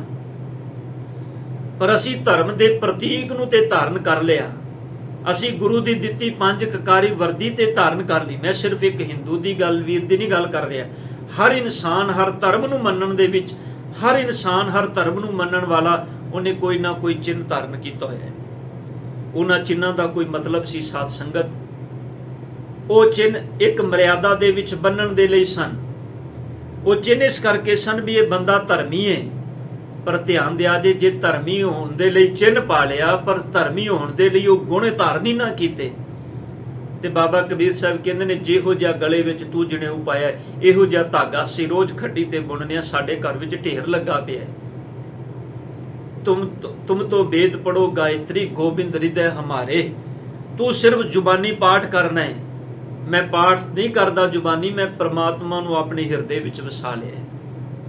तां ही ते धर्म दे ठेकेदार नूं मुखातब होके कह दिता, पाती तो रै मालनी पाती पाती जियो, जिस पाहन को पाती तो रै सो पाहन निर्जियो, भूली मालनी है एओ। ਇਹ ਸੁਰਤ ਮਤ ਮਨ ਬੁੱਧ ਦੀਆਂ ਗੱਲਾਂ ਨੇ। ਧਿਆਨ ਦੇਣਾ ਗੁਰਮਖੋ, ਜਦੋਂ ਮਨ ਤੇ ਬੁੱਧ ਨੂੰ ਸੋਝੀ ਆ ਗਈ, ਇਹ ਉਹ ਪਾਰ ਦੀਆਂ ਉਡਾਰੀਆਂ ਨੇ। ਇਹ ਸੰਸਾਰ ਦੀ ਰੀਤ ਵਿੱਚ ਬੱਧਾ ਹੋਇਆ ਮਨ ਨਹੀਂ ਵੀ ਜਿਵੇਂ ਸੰਸਾਰ ਨੇ ਕਿਹਾ ਉਵੇਂ ਕਰ ਲਿਆ। ਅਸੀਂ ਤੇ ਗੁਰਦੁਆਰਿਆਂ ਵਿੱਚ ਬੈਠੇ ਹੋਏ ਵੀ ਪਖੰਡ ਕਰੀ ਜਾ ਰਹੇ ਹਾਂ। ਕਿਦਨ ਸਾਨੂੰ ਸੋਝੀ ਆਏਗੀ ਸਾਧ ਸੰਗਤ ਜੀ? ਅਸੀਂ ਤੇ ਗੁਰਦੁਆਰਿਆਂ ਦੇ ਵਿੱਚ ਬੈਠ ਕੇ ਗੁਰੂ ਨਾਨਕ ਦੀ ਬਾਣੀ ਪੜ੍ਹਦਿਆਂ ਵੀ ਕਹੀ ਜਾ ਰਹੇ ਹਾਂ, ਅਸੀਂ ਭਾਈ ਵਿਵੇਕੀ ਹੁੰਨੇ ਆ, ਕਿਸੇ ਦੇ ਹੱਥ ਦਾ ਖਾਂਦੇ ਪੀਂਦੇ ਨਹੀਂ। ਕਿੱਥੇ ਗਈ ਸਾਡੀ ਮਤ, ਕਿੱਥੇ ਸਾਡੀ ਬੁੱਧ? ਸਾਡੇ ਕੋਲ ਹੈ ਗੁਰੂ ਦਾ ਗਿਆਨ? ਅਸੀਂ ਭੇਖ ਨੂੰ ਧਰਮ ਬਣਾ ਲਿਆ। ਸਤਿਗੁਰ ਕਹਿੰਦੇ ਨੇ ਭੇਖ ਧਰਮ ਨਹੀਂ ਹੁੰਦਾ ਕਦੀ। ਪੜੋ ਧੰਨ ਗੁਰੂ ਅਮਰਦਾਸ ਪਾਤਸ਼ਾਹ ਜੀ ਦੇ ਬਚਨ। ਸਾਹਿਬ ਕਹਿੰਦੇ ਨੇ, ਬੇਸ਼ੱਕ ਸੁਹਾਗਣ ਦੇ ਕੋਈ ਚਿੰਨ੍ਹ ਨੇ, ਪਰ ਇੱਕ ਗੱਲ ਚੇਤੇ ਰੱਖਿਓ, ਸੁਹਾਗਣ ਦੇ ਚਿੰਨ੍ਹ ਉਹਨੂੰ ਸੁਹਾਗਣ ਨਹੀਂ ਬਣਾਉਂਦੇ, ਉਹਦੇ ਅੰਦਰ ਦੇ ਗੁਣ ਉਹਨੂੰ ਸੁਹਾਗਣ ਬਣਾਉਂਦੇ ਨੇ। ਤਾਂ ਹੀ ਸਾਹਿਬ ਨੇ ਆਖਿਆ, ਅੰਦਰ ਸੱਚ ਮੁਖ ਉਜਲਾ ਖਸਮੇ ਮਾਹੇ ਸਮਾਏ, ਉਹ ਸੁਹਾਗਣ ਹੈ ਜਿਹਦੇ ਅੰਦਰ ਸੱਚ ਹੈ, ਜਿੰਦਾ ਮੁਖ ਸੁਰਖਰੂ ਹੈ, ਉਹ ਰੱਬ ਨਾਲ ਜੁੜਿਆ ਹੋਇਆ। ਤਾਂ ਹੀ ਧੰਨ ਗੁਰੂ ਨਾਨਕ ਪਾਤਸ਼ਾਹ ਕਹਿੰਦੇ ਨੇ, ਮੰਨੈ ਸੁਰਤ ਹੋਵੇ ਮਨ ਬੁੱਧ। ਪਾਤਸ਼ਾਹ ਕਹਿੰਦੇ ਨੇ, ਮੰਨੈ ਸਗਲ ਭਵਨ ਕੀ ਸੁਧ। ਉਹਨੂੰ ਫਿਰ ਸਾਰੇ, ਸਗਲ ਦਾ ਮਤਲਬ ਹੈ ਜਿੰਨੇ ਵੀ ਭਵਨ ਨੇ। ਧਿਆਨ ਦੇਣਾ, ਸਿਰਫ ਆ ਧਰਤੀ ਨਹੀਂ, ਅਸੀਂ ਤੇ ਸਿਰਫ ਇਸ ਧਰਤੀ ਦੀ ਗੱਲ ਕਰਨੇ ਆ। ਬਾਬਾ ਕਬੀਰ ਸਾਹਿਬ ਜੀ ਨੇ ਤੇ ਮੁਖਾਤਬ ਹੋ ਕੇ ਆਖਿਆ, ਕੋਈ ਮੇਰੇ ਵਰਗੇ ਮੂਰਖ ਬੰਦੇ ਨੇ ਆ ਕੇ ਕਹਿ ਦਿੱਤਾ, ਕਬੀਰ ਸਾਹਿਬ ਜੀ ਕਿਹੜੇ ਰੱਬ ਦੀਆਂ ਗੱਲਾਂ ਕਰਦੇ ਹੋ, ਕਿਹੜੇ ਭਵਨਾਂ ਦੀਆਂ, ਬ੍ਰਹਮੰਡਾ ਖੰਡਾਂ ਦੀਆਂ ਗੱਲਾਂ ਕਰਦੇ ਹੋ, ਤੁਹਾਡੇ ਕੋਲ ਕੀ ਪ੍ਰਮਾਣ ਹੈ? ਸਭ ਕੁਝ ਹੈ, ਤੇ ਬਾਬਾ ਕਬੀਰ ਸਾਹਿਬ ਜੀ ਉਹਨੂੰ ਖੁੱਲੇ ਅਸਮਾਨ ਦੇ ਥੱਲੇ ਲੈ ਗਏ ਤੇ ਬਾਬਾ ਕਬੀਰ ਸਾਹਿਬ ਜੀ ਨੇ ਉੱਤੇ ਅਸਮਾਨ ਵੱਲ ਹੱਥ ਕਰਕੇ ਆਖਿਆ, ਓਏ ਜੋ ਦਿਸੈ ਅੰਬਰ ਤਾਰੇ, ਮੈਨੂੰ ਦੱਸ ਉਹ ਤੈਨੂੰ ਅੰਬਰ ਅਸਮਾਨ ਵਿੱਚ ਟਿਮਟਿਮਾਉਂਦੇ ਤਾਰੇ, ਜਿਹੜੀਆਂ ਇਸ ਧਰਤੀ ਵਰਗੀਆਂ ਪਤਾ ਨਹੀਂ ਕਿੰਨੀਆਂ ਧਰਤੀਆਂ ਨੇ। ਬਾਬਾ ਕਬੀਰ ਸਾਹਿਬ ਕਹਿੰਦੇ ਨੇ ਤੈਨੂੰ ਨਜ਼ਰ ਆ ਰਹੇ ਨੇ? ਬੰਦਾ ਕਹਿੰਦਾ ਜੀ ਆ ਰਹੇ ਨੇ। ਬਾਬਾ ਜੀ ਕਹਿਣ ਲੱਗੇ ਫਿਰ ਮੈਨੂੰ ਇਹ ਦੱਸ, ਕਿਨ ਓਏ ਚੀਤੇ ਚਿਤਨਹਾਰੇ, ਦੱਸ ਮੈਨੂੰ ਇਹਨਾਂ ਨੂੰ ਕਿੰਨੇ ਚਿਤਰਿਆ ਏ, ਇਹਨਾਂ ਨੂੰ ਚਿਤਰਨ ਵਾਲਾ ਕੌਣ ਹੈ? ਇੱਥੇ ਬੰਦਾ ਇੱਕ ਪੇਂਟਿੰਗ ਬਣਾ ਕੇ ਤੇ ਬਾਜ਼ਾਰ ਵਿੱਚ ਰੱਖ ਦੇ ਤੇ ਨਾਂ ਥੱਲੇ ਪੇਂਟਿੰਗ ਦੇ ਲਿਖਦਾ ਵੀ ਫਲਾਣੇ ਨੇ ਬਣਾਈ ਏ। ਧੰਨ ਗੁਰੂ ਨਾਨਕ ਪਾਤਸ਼ਾਹ ਬਾਬਾ ਕਬੀਰ ਸਾਹਿਬ ਕਹਿੰਦੇ ਨੇ ਮੈਨੂੰ ਦੱਸ ਆਹ ਐਡੀ ਵੱਡੀ ਰਚਨਾ ਰਚਣ ਵਾਲਾ ਪੇਂਟਰ ਕੌਣ ਹੈ? ਆ ਇੰਨੀ ਵੱਡੀ ਰਚਨਾ ਨੂੰ ਬਣਾਉਣ ਵਾਲਾ ਕੌਣ ਹੈ? ਤਾਂ ਹੀ ਸਤਿਗੁਰ ਕਹਿੰਦੇ ਨੇ ਓਏ ਜੋ ਦਿਸੈ ਅੰਬਰ ਤਾਰੇ, ਮੰਨੈ ਸਗਲ ਭਵਨ ਕੀ ਸੁਧ। ਓਏ ਜੋ ਦਿਸੈ ਅੰਬਰ ਤਾਰੇ, ਕਿਨ ਓਏ ਚੀਤੇ ਚਿਤਨਹਾਰੇ। ਬਾਬਾ ਜੀ ਕਹਿੰਦੇ ਨੇ ਦੱਸ ਮੈਨੂੰ ਇਹਨਾਂ ਨੂੰ ਬਣਾਉਣ ਵਾਲਾ ਕੌਣ ਹੈ? ਕਹੋ ਰੇ ਪੰਡਤ ਅੰਬਰ ਕਾਸਿਓ ਲਾਗਾ, ਦੱਸ ਮੈਨੂੰ ਇਹ ਅਸਮਾਨ ਕਿੰਦੇ ਆਸਰੇ ਤੇ ਖੜਾ ਹੋਇਆ? ਇਹ ਕੋਈ ਤਾਕਤ ਹੈ ਜਿਹੜੀ ਇਹਨੂੰ ਖੜਾ ਕਰ ਰਹੀ ਹੈ? ਪਾਤਸ਼ਾਹ ਕਹਿੰਦੇ ਨੇ ਤੂੰ ਸਾਇੰਸ ਦੇ ਆਧਾਰ ਤੇ ਕੁਝ ਨਾ ਕੁਝ ਨੁਕਤੇ ਪੇਸ਼ ਕਰੇਗਾ ਵੀ ਹਾਂ ਇਹ ਇਸ ਕਰਕੇ ਹੋ ਰਿਹਾ, ਇਸ ਕਰਕੇ। ਪਰ ਸਤਿਗੁਰ ਕਹਿੰਦੇ ਨੇ ਮੈਨੂੰ ਇਹ ਦੱਸ ਵੀ ਇਹ ਸਾਰੇ ਪਸਾਰੀ ਨੂੰ ਇਸ ਢੰਗ ਨਾਲ ਬਣਾਉਣ ਵਾਲਾ ਕੌਣ ਹੈ ਕਿਸੇ ਬੰਦੇ ਦੇ ਕੋਲੋਂ ਤਾਕਤ ਵੀ ਇਹ ਸਭ ਕੁਝ ਆਪਣੇ ਬੇਸ ਆਪਣੇ ਬਲ ਤੇ ਬਣਾ ਦੇ? ਅਸੀਂ ਤੇ ਉਹਦੀ ਕੁਦਰਤ ਦਾ ਸਾਧ ਸੰਗਤ ਇੱਕ ਅੰਸ਼ ਵੀ ਅੱਜ ਤੱਕ ਵਿਚਾਰ ਨਹੀਂ ਸਕੇ। ਏਡੇ ਵੱਡੇ ਬ੍ਰਹਿਮੰਡ ਨੂੰ ਅਸੀਂ ਕੀ ਵਿਚਾਰਨਾ ਹੈ? ਸਾਇੰਸ ਅੱਜ ਇਸ ਗੱਲ ਤੇ ਜ਼ੋਰ ਦਿੱਤੀ ਜਾ ਰਹੀ ਹੈ, ਯਤਨ ਕਰ ਰਹੀ ਹੈ, ਬੰਦਾ ਇਸ ਸੰਸਾਰ ਦੀ ਉਤਪਤੀ ਹੋਈ ਕਿਸ ਢੰਗ ਦੇ ਨਾਲ? ਧੰਨ ਗੁਰੂ ਨਾਨਕ ਪਾਤਸ਼ਾਹ ਕਹਿੰਦੇ ਨੇ ਇਹ ਉਤਪਤੀ ਪਰਮਾਤਮਾ ਰੱਬ ਜੀ ਦੇ ਆਪਣੇ ਹੱਥ ਵਿੱਚ ਬੰਦਿਆ। ਇਹ ਤੇਰੀ ਸੁਰਤ ਮਤ ਮਨ ਬੁੱਧ ਤੋਂ ਬੜੇ ਪਰੇ ਦੀਆਂ ਗੱਲਾਂ ਨੇ। ਤਾਂ ਹੀ ਸਤਿਗੁਰ ਕਹਿੰਦੇ ਨੇ ਜਿਹੜਾ ਜੁੜਿਆ ਉਹਨੂੰ ਸੂਝ ਆ ਗਈ, ਜਿਹਨੂੰ ਸੂਝ ਆ ਗਈ ਪਤਾ ਲੱਗ ਗਿਆ ਵੀ ਸਗਲ ਭਵਨ ਕੀ ਸੁਧ, ਉਹਨੂੰ ਸਾਰੇ ਭਵਨਾਂ ਦੀ ਸੁਧ ਆ ਗਈ, ਸੋਝੀ ਆ ਗਈ ਕਿ ਮੇਰੇ ਮਾਲਕ ਜੀ ਆ ਸਾਰਾ ਬ੍ਰਹਿਮੰਡ ਤੇਰਾ ਆਪਣਾ ਬਣਾਇਆ ਹੋਇਆ ਹੈ। ਇੱਥੇ ਕੋਈ ਬੰਦਾ ਦਾਵਾ ਨਹੀਂ ਕਰ ਸਕਦਾ ਕਿਸੇ ਚੀਜ਼ ਦਾ। ਸਤਿਗੁਰੇ ਸਭ ਤੇਰੇ ਆਪਣੇ ਹੁਕਮ ਵਿੱਚ ਨੇ। ਤੂੰ ਇੱਕ ਹੁਕਮ ਕੀਤਾ, ਕੁਆਉ ਕੀਤਾ ਤੇ ਬਣ ਗਿਆ। ਤੂੰ ਇੱਕ ਹੁਕਮ ਕੁਆਉ ਕਰੇਗਾ ਤੇ ਸਭ ਕੁਝ ਟਹਿ ਜਾਏਗਾ। ਤਾਂ ਹੀ ਸਤਿਗੁਰ ਜੀ ਕਹਿੰਦੇ ਨੇ ਮੰਨੈ ਮੂੰਹ ਚੋਟਾਂ ਨਾ ਖਾਏ। हे ਮੇਰੇ ਸਤਿਗੁਰ ਜਿਹੜਾ ਤੇਰੇ ਨਾਮ ਨੂੰ ਮੰਨ ਲਏ ਉਹ ਕਦੀ ਮੂੰਹ ਚੋਟਾਂ ਨਾ ਖਾਏ, ਉਹਨੂੰ ਕਦੀ ਆਪਣੇ ਮੂੰਹ ਤੇ ਧਿਆਨ ਦੇਣਾ। ਸਾਧ ਸੰਗਤ ਇੱਥੇ ਜਿਹੜਾ ਸ਼ਬਦ ਹੈ ਮੂੰਹ ਚੋਟਾਂ ਨਾ ਖਾਏ, ਮੂੰਹ ਦਾ ਮਤਲਬ ਹੈ ਸਾਹਮਣੇ, ਮੂੰਹ ਦਾ ਮਤਲਬ ਹੈ ਫਰੰਟ। ਉਹਨੂੰ ਕਦੀ ਆਪਣੇ ਮੂੰਹ ਤੇ ਭਾਵ ਉਹਨੂੰ ਆਪਣੇ ਜੀਵਨ ਦੇ ਵਿੱਚ ਕਦੀ ਫੇਸ ਟੂ ਫੇਸ ਸਾਹਮਣੇ ਵਿਕਾਰਾਂ ਦੇ ਹੱਥੋਂ ਚੋਟ ਨਹੀਂ ਖਾਣੀ ਪੈਂਦੀ। ਮੂੰਹ ਚੋਟਾਂ ਨਾ ਖਾਏ ਭਾਵ ਸਾਹਮਣੇ ਪ੍ਰਤੱਖ। ਇੱਕ ਹੁੰਦਾ ਕਿਸੇ ਬੰਦੇ ਦੇ ਪਿੱਛੇ ਕੁਝ ਕਹਿ ਦੇਣਾ, ਕੋਈ ਇਨਸਾਨ ਬੁਰਾ ਹੈ ਚੰਗਾ ਹੈ, ਤੁਸੀਂ ਉਹਦੇ ਪਿੱਛੇ ਬੋਲ ਦਿੰਦੇ ਹੋ ਵੀ ਇਹ ਇਨਸਾਨ ਬੜਾ ਬੁਰਾ ਹੈ, ਇਹ ਇਨਸਾਨ ਬੜਾ ਚੰਗਾ ਹੈ। ਪਰ ਸੱਚ ਇੱਕ ਹੁੰਦਾ ਹੈ ਸਾਹਮਣੇ ਬੋਲ ਦੇਣਾ, ਸਾਹਮਣੇ ਕਹਿ ਦੇਣਾ। ਸਤਿਗੁਰ ਕਹਿੰਦੇ ਨੇ ਸਤਿਗੁਰ ਜਿਹੜਾ ਤੇਰੇ ਨਾਮ ਨੂੰ ਮੰਨ ਲਏ ਉਹ ਕਦੀ ਵਿਕਾਰਾਂ ਦੇ ਹੱਥੋਂ ਪਰੇਸ਼ਾਨ ਨਹੀਂ ਹੁੰਦਾ, ਉਹਨੂੰ ਕਦੀ ਵਿਕਾਰਾਂ ਦੇ ਹੱਥੋਂ ਚੋਟਾਂ ਨਹੀਂ ਖਾਣੀਆਂ ਪੈਂਦੀਆਂ। ਭਾਵ ਉਹ ਇਹਨਾਂ ਤੋਂ ਬਚ ਜਾਂਦਾ ਹੈ, ਉਹਨੂੰ ਸਮਝ ਆ ਜਾਂਦੀ ਇਹਨਾਂ ਦੀ, ਉਹ ਇਹਨਾਂ ਸਭਨਾਂ ਵਿੱਚ ਵਿਚਰਨ ਦੀ ਜਾਂਚ ਸਿੱਖ ਲੈਂਦਾ ਹੈ। ਉਹਨੂੰ ਪਤਾ ਲੱਗ ਜਾਂਦਾ ਹੈ ਸਗਲ ਭਵਨ ਕੇ ਨਾਇਕਾ ਇੱਕ ਛਿਨ ਦਰਸ਼ ਦਿਖਾਏ ਜੀ। ਮੇਰੇ ਮਾਲਕ ਜੀ ਮਲਿਨ ਭਈ ਮਤ ਮਾਧਵਾ ਤੇਰੀ ਗਤ ਲਖੀ ਨਾ ਜਾਏ, ਕਰੋ ਕਿਰਪਾ ਭ੍ਰਮ ਚੁਕੇ ਮੈਂ ਸੁਮਤ ਦੇ ਸਮਝਾਏ। ਸਤਿਗੁਰ ਮੈਨੂੰ ਮਤ ਦੇ, ਸਮਝ ਆ ਜਾਏ ਮੈਨੂੰ। ਉਹ ਤੇ ਸਦਾ ਤਰਲੇ ਰਹਿੰਦਾ ਸਤਿਗੁਰ ਦੇ ਚਰਨਾਂ ਵਿੱਚ, ਉਹ ਤੇ ਸਦਾ ਜੋਦੜੀਆਂ ਕਰਦਾ ਮਾਲਕ ਦੇ ਚਰਨਾਂ ਵਿੱਚ। ਤੇ ਧੰਨ ਗੁਰੂ ਨਾਨਕ ਸਾਹਿਬ ਕਹਿੰਦੇ ਨੇ ਮੰਨੈ ਮੂੰਹ ਚੋਟਾ ਨਾ ਖਾਏ, ਮੰਨੈ ਜਮ ਕੇ ਸਾਥ ਨਾ ਜਾਏ। ਸਤਿਗੁਰ ਕਹਿੰਦੇ ਨੇ ਉਹ ਜਮ ਦੇ ਸਾਥ ਨਹੀਂ ਜਾਂਦਾ। ਭਾਵ ਜਮ ਇੱਥੇ ਸਾਧ ਸੰਗਤ ਸ਼ਬਦ ਜਿਹੜਾ ਇਹਦਾ ਮਤਲਬ ਹੈ ਮੌਤ। ਉਹ ਮੌਤ ਦੇ ਸਾਥ ਭਾਵ ਉਹ ਮੌਤ ਦੇ ਹੱਥੋਂ ਸੰਸਾਰ ਦੇ ਅੰਦਰ ਪਰੇਸ਼ਾਨ ਨਹੀਂ ਹੁੰਦਾ, ਉਹਨੂੰ ਮੌਤ ਦੀ ਭੈ ਤੋਂ ਵੀ ਮੁਕਤ ਹੋ ਜਾਂਦਾ ਹੈ। ਉਹ ਮੰਨੈ ਜਮ ਕੇ ਸਾਥ ਨਾ ਜਾਏ। ਪਾਤਸ਼ਾਹ ਕਹਿੰਦੇ ਨੇ ਜਮ ਦੇ ਨਾਲ, ਜਮਾਂ ਦੇ ਨਾਲ ਭਾਵ ਉਹ ਕਦੀ ਇਹਨਾਂ ਵਿਕਾਰਾਂ ਦੇ ਨਾਲ। ਹੁਣ ਸਾਧ ਸੰਗਤ ਜਮ ਬਾਣੀ ਵਿੱਚ ਦੋ ਅਰਥ ਰੱਖਦੇ ਨੇ, ਜਿੱਥੇ ਇੱਕ ਵਚਨ ਰੂਪ ਵਿੱਚ ਆਏਗਾ ਉੱਥੇ ਇਹਦਾ ਮਤਲਬ ਹੈ ਮੌਤ, ਤੇ ਜਿੱਥੇ ਬਹੁਵਚਨ ਰੂਪ ਵਿੱਚ ਉੱਥੇ ਇਹਦਾ ਮਤਲਬ ਆਏਗਾ ਵਿਕਾਰ, ਕਾਮ ਕ੍ਰੋਧ ਲੋਭ ਮੋਹ ਅਹੰਕਾਰ। ਸਤਿਗੁਰ ਕਹਿੰਦੇ ਨੇ ਉਹ ਫਿਰ ਮਨੁੱਖ ਜਿਹੜਾ ਹੈ ਜਮਾ ਨਾਲ ਉਸ ਨੂੰ ਵਾਹ ਨਹੀਂ ਪੈਂਦੀ, ਭਾਵ ਉਹ ਇਹਨਾਂ ਜਮਾ ਤੋਂ ਮੁਕਤ ਹੋ ਜਾਂਦਾ ਹੈ। ਉਹ ਪ੍ਰਮਾਤਮਾ ਦੇ ਦਰ ਤੇ ਸੁਰਖਰੂ ਹੋ ਜਾਂਦਾ ਹੈ। ਉਹ ਪ੍ਰਮਾਤਮਾ ਦੇ ਚਰਨਾਂ ਦੇ ਵਿੱਚ ਪਰਵਾਨਿਆ ਜਾਂਦਾ ਹੈ। ਉਹਦੇ ਮਨ, ਕਿਉਂਕਿ ਸਾਧ ਸੰਗਤ ਜਿੱਥੇ ਭੈ ਹੋਏਗਾ, ਜਿੱਥੇ ਡਰ ਹੋਏਗਾ, ਉੱਥੇ ਬੰਦੇ ਦੇ ਅੰਦਰ ਚਿੰਤਾ ਹੋਏਗੀ। ਤੇ ਜਿੱਥੇ ਬੰਦਾ ਜੁੜ ਗਿਆ, ਪਤਾ ਲੱਗ ਗਿਆ ਵੀ ਨਹੀਂ, ਤਾਂ ਹੀ ਸਤਿਗੁਰ ਨੇ ਆਖਿਆ ਰੇ ਰੇ ਦਰਗਹਿ ਕਹੈ ਨਾ ਕੋ ਆਓ ਬੈਠ ਆਦਰ ਸ਼ਬਦ। ਸਤਿਗੁਰੂ ਉਹ ਤੇ ਜਦੋਂ ਤੇਰੇ ਦਰਬਾਰ ਵਿੱਚ ਵੀ ਜਾਂਦੇ ਨੇ, ਉਹਨਾਂ ਨੂੰ ਉੱਥੇ ਕੋਈ ਰੇ ਰੇ ਨਹੀਂ ਕਹਿੰਦਾ, ਕੋਈ ਉਹਨਾਂ ਨੂੰ ਮਾੜਾ ਲੱਖ ਬੋਲ ਕੇ ਨਹੀਂ ਬੁਲਾਉਂਦਾ। ਉੱਥੇ ਤੇ ਸਾਰੇ ਉਹਨਾਂ ਦੇ ਆਏ ਦਾ ਸਤਿਕਾਰ ਕਰਦੇ ਨੇ। ਕਿਉਂ? ਕਿਉਂਕਿ ਸਤਿਗੁਰ ਕਹਿੰਦੇ ਨੇ ਜਮ ਕੈ ਸਾਥ ਨਾ ਜਾਏ। ਉਹ ਜਮਾਂ ਦੇ ਨਾਲ ਨਹੀਂ ਜਾਂਦੇ, ਭਾਵ ਉਹ ਇਹਨਾਂ ਵਿਕਾਰਾਂ ਦੇ ਹੱਥੋਂ ਵੀ ਖੁਆਰ ਨਹੀਂ ਹੁੰਦੇ ਤੇ ਮੌਤ ਦੇ ਰੂਪੀ ਜਮ ਨੂੰ ਵੀ ਉਹ ਜਿੱਤ ਲੈਂਦੇ ਨੇ। ਉਹ ਇਸ ਮੌਤ ਦੇ ਭੈ ਵਿੱਚ ਵੀ ਨਹੀਂ ਜੀਂਦੇ, ਉਹ ਤੇ ਮੌਤ ਨੂੰ ਵੀ ਆਪਣੇ ਪਾਵੇ ਨਾਲ ਬੰਨ ਲੈਂਦੇ ਨੇ। ਉਹ ਤੇ ਬਾਬਾ ਦੀਪ ਸਿੰਘ ਜੀ ਤਰ੍ਹਾਂ 80 ਸਾਲ ਦੀ ਉਮਰ ਦੇ ਵਿੱਚ ਵੀ ਮੌਤ ਨੂੰ ਮਖੌਲ ਕਰਦੇ ਨੇ। ਉਹ ਤੇ ਭਗਤ ਭਾਈ ਮਨੀ ਸਿੰਘ ਜੀ ਦੀ ਤਰ੍ਹਾਂ 90 ਸਾਲ ਦੀ ਉਮਰ ਵਿੱਚ ਵੀ ਬੰਦ ਕਟਾ ਕੇ ਸਤਿਗੁਰ ਦੇ ਚਰਨਾਂ ਵਿੱਚ ਪ੍ਰਵਾਨ ਹੋ ਜਾਂਦੇ ਨੇ। ਮੰਨੈ ਜਮ ਕੈ ਸਾਥ ਨਾ ਜਾਏ। ਪਾਤਸ਼ਾਹ ਕਹਿੰਦੇ ਨੇ ਅਸੀਂ ਜਿੰਨੇ ਸੰਸਾਰ ਦੇ ਜੀਵਾਂ ਮੌਤ ਦੇ ਬੜੇ ਭੈ ਵਿੱਚ ਜੀ ਰਹੇ, ਸਾਡੇ ਅੰਦਰ ਬੜਾ ਭੈ ਹੈ, ਕੀ ਬਣੇਗਾ ਸਾਡਾ। ਕੋਈ ਇਨਸਾਨ ਸੰਸਾਰ ਤੋਂ ਜਾਂਦਾ ਨਜ਼ਰ ਆਉਂਦਾ, ਸਾਨੂੰ ਆਪਣੀ ਚਿੰਤਾ ਲੱਗ ਜਾਂਦੀ ਹੈ। ਕਿਸੇ ਦੇ ਘਰ ਵਿੱਚ ਕੋਈ ਪਰਵਾਨਾ ਆ ਗਿਆ ਪ੍ਰਮਾਤਮਾ ਦਾ, ਕੋਈ ਇਨਸਾਨ ਚਲਾ ਗਿਆ, ਸਾਨੂੰ ਆਪਣਾ ਆਪਾ ਨਜ਼ਰ ਆਉਣਾ ਸ਼ੁਰੂ ਹੋ ਜਾਂਦਾ ਹੈ। ਸਾਡਾ ਕੋਈ ਸੰਗੀ ਸਾਥੀ ਨਾਲ ਦਾ ਚਲਾ ਗਿਆ, ਸਾਨੂੰ ਆਪਣੇ ਆਪੇ ਦੀ ਸੋਝੀ ਆਣੀ ਸ਼ੁਰੂ ਹੋ ਜਾਂਦੀ ਵੀ ਕੀ ਬਣੇਗਾ ਸਾਡਾ, ਅਸੀਂ ਵੀ ਕੱਲ ਨੂੰ ਮਰਨਾ ਹੈ। ਪਰ ਪਾਤਸ਼ਾਹ ਕਹਿੰਦੇ ਨੇ ਮਰਨਾ ਸੱਚ ਹੈ, ਪਰ ਇਹ ਗੱਲ ਚੇਤੇ ਰੱਖੀ, ਜੇ ਇਸ ਭੈ ਵਿੱਚ ਜੀਏਗਾ ਤੇ ਕਦੀ ਸਤਿਗੁਰ ਦੇ ਚਰਨਾਂ ਵਿੱਚ ਨਹੀਂ, ਆਪਣੇ ਆਪੇ ਦੀ ਬੂਝ ਨਹੀਂ ਪ੍ਰਾਪਤ ਕਰ ਸਕਦਾ। ਇਸ ਅਵਸਥਾ ਤੋਂ ਉੱਚਾ ਹੋਣ ਦੇ ਲਈ ਤੈਨੂੰ ਮੌਤ ਰੂਪੀ ਭੈ ਨੂੰ ਜਿੱਤਣਾ ਪਏਗਾ।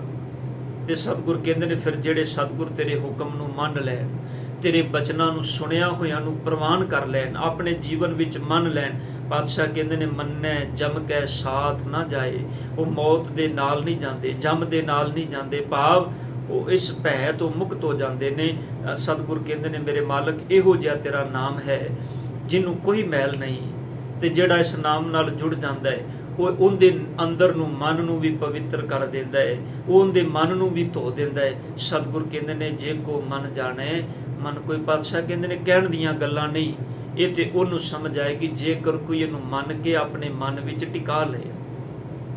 ਜੇ ਕੋਈ ਇਸ ਗੱਲ ਨੂੰ, ਥੋਟ ਨੂੰ, ਇਸ ਵਿਚਾਰ ਨੂੰ ਸਮਝ ਲਏ ਔਰ ਇਹਨੂੰ ਆਪਣੇ ਜੀਵਨ ਵਿੱਚ ਪ੍ਰੈਕਟੀਕਲੀ ਕਮਾ ਲਏ। ਸਤਿਗੁਰ ਕਿਰਪਾ ਕਰਨ। ਸਾਧ ਸੰਗਤ, ਇਹ ਮੰਨੇ ਦੀ ਦੂਜੀ ਪੌੜੀ ਜਿਹਨੂੰ ਗੁਰੂ ਕਿਰਪਾ ਨਾਲ ਆਪਾਂ ਅੱਜ ਵਿਚਾਰਿਆ ਹੈ, ਅਗਲੇ ਦੀ ਪੌੜੀ ਦੀ ਵਿਚਾਰ ਅਗਲੇ ਦੀਵਾਨਾਂ ਵਿੱਚ ਰਲ ਮਿਲ ਕੇ ਸਾਂਝੀ ਕਰਾਂਗੇ।